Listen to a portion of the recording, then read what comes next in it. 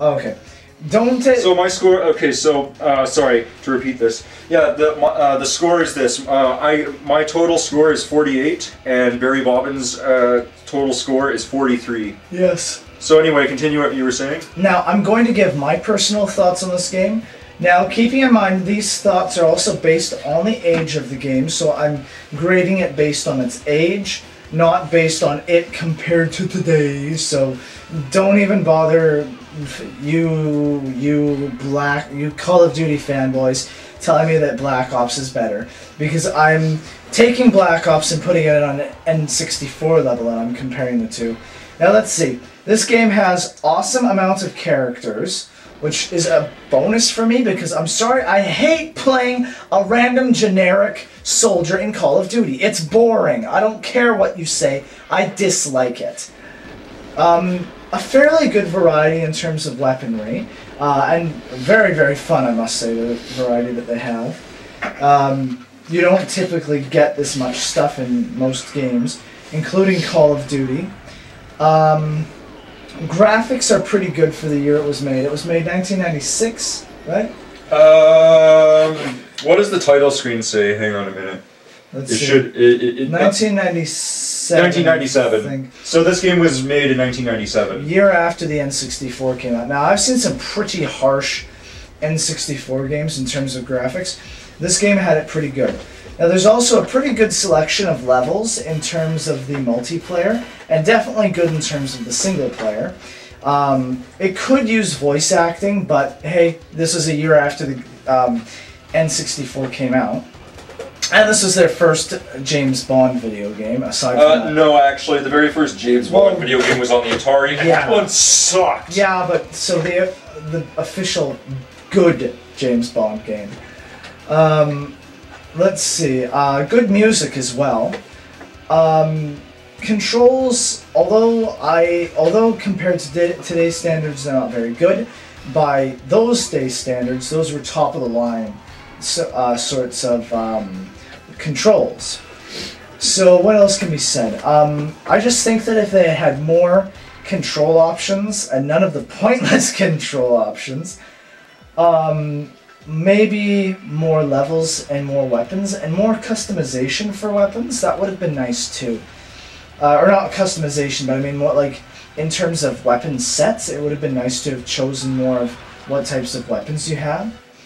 And I suppose I'll give my final grading on the actual single player, even though we didn't show it. Tons of levels, great storyline, good cutscenes, good graphics for its age, good gameplay. All in all, single player is awesome. I don't think it could get any Actually, better. I just realized I don't think it'll shut off the system if I turn it off and replace it with the second Goldeneye cartridge. Really? Okay, well let's try that. Okay, so ladies and gentlemen, I do have a second cartridge. I have another cartridge of Goldeneye, so I'm gonna turn off the N64 and I'm gonna replace it with the other one and see if this one has any different. It has more levels or not. And if this works, ladies and gentlemen, you can class these as our bonus levels. So those of you that stuck around get to view the bonus levels, if they exist. There's no save file, so I totally doubt it. Let's see. Yeah, there's less levels. There isn't even, yeah. They don't even have the facility. So my second copy of Goldeneye doesn't have anything on it. Sorry, ladies and gentlemen, to disappoint. There are no bonus levels this time around. So in order to actually get those, we'll do some more playing another time, and then if we unlock anything, we'll definitely show you guys. Yeah. So I'm sticking back the other Goldeneye cartridge back in. For no reason, just while we're expressing. Well, are you done expressing your thoughts and opinions on it, or just about? Okay. Well, while we're discussing our thoughts and opinions about the game, we're gonna let you guys watch some demo footage of the game, though, just so you're not looking at a blank screen while we're talking. Yeah. What else can be said? All in all, I gotta say, for its time, this game was top of the line. It was. And even today, you can still play this game and really enjoy it. The multiplayer is great today, but to be honest with you, it's better with 4 people. With 2 people, it just feels so lonely. But if you get 4 people, it's much more full, much more of an experience that way, and much more enjoyable in my personal opinion. They changed that up with some of the more recent James Bond games, I suppose. Not the ones with Daniel Craig. A little bit before that, in the earlier 2000s, where they had CPUs, which I'm telling you right now, I love CPU enemies for multiplayer, and I'm really compliment the James Bond games for having that. Anyways, for my final mark though, my final grade for Goldeneye, and I'm sure almost all other people that have played this game before will say the same thing. I have to give this game a 10 out of 10. It's just that good, right? Yes. Okay, so you're done expressing your verdict on the game, right? Yeah, pretty much. Okay, can I express my verdict on the game? Yeah. Okay, well, if you compare this game to first-person shooters in today's time period, it's not as, you know, what to be expected in like today's standards. Like the controls are completely different. There's different types of gameplay elements. The majority of the time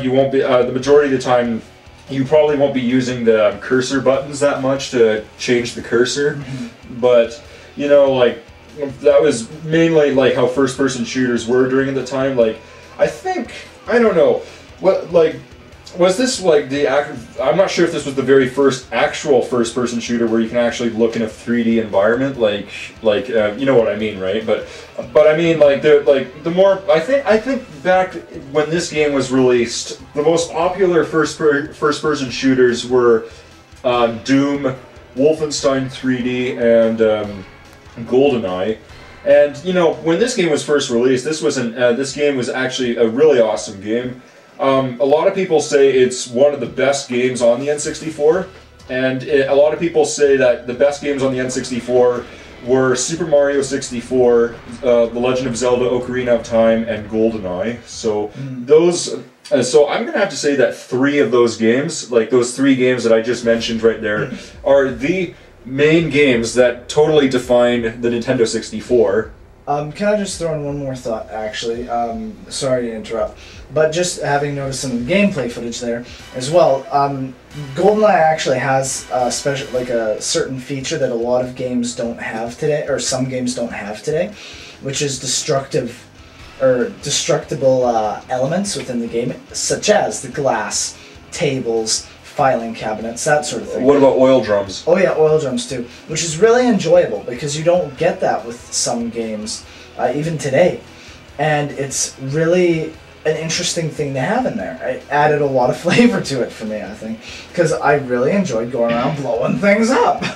Anyway, yeah, like I said, Super Mario 64, Ocarina of Time, and GoldenEye are the 3 main N64 games that totally define the N64, at least in my opinion, but probably because they're extremely popular, and a lot of people would agree with me that those were the main games that defined the N64. Don't get me wrong, there's other good N64 games too, but these are one of the most popular ones on the N64. But yeah, if you like first-person, if you want to try and play some old first-person shooters, for the N64, totally go for this one.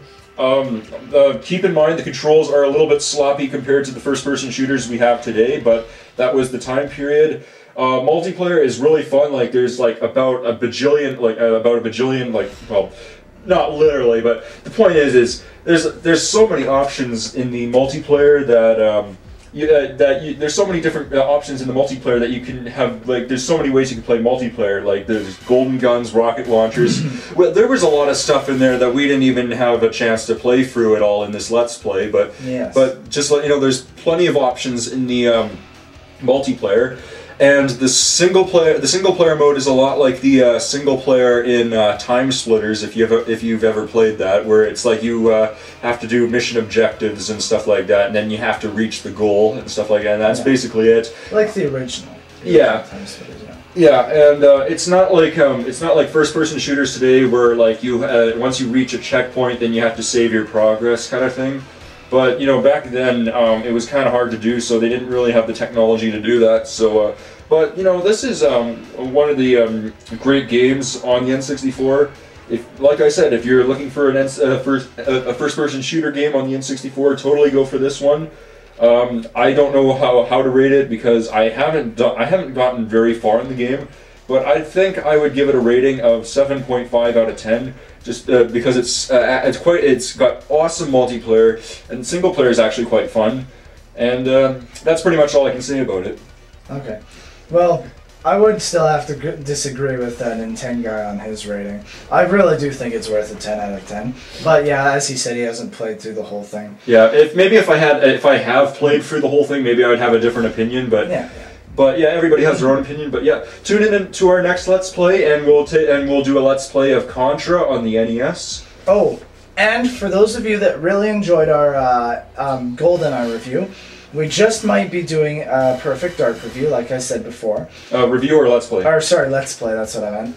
And I don't know how soon that's going to be. That's probably going to be after our 1942 review, though. So it'll be a while until we do it, but look forward to it at least. Yeah, I think we've done way too much talking, so let's cut this short. So anyway, see you guys in Contra. This is Nin10Guy. And Barry Bobbins. And we'll see you later. And I love Goldeneye!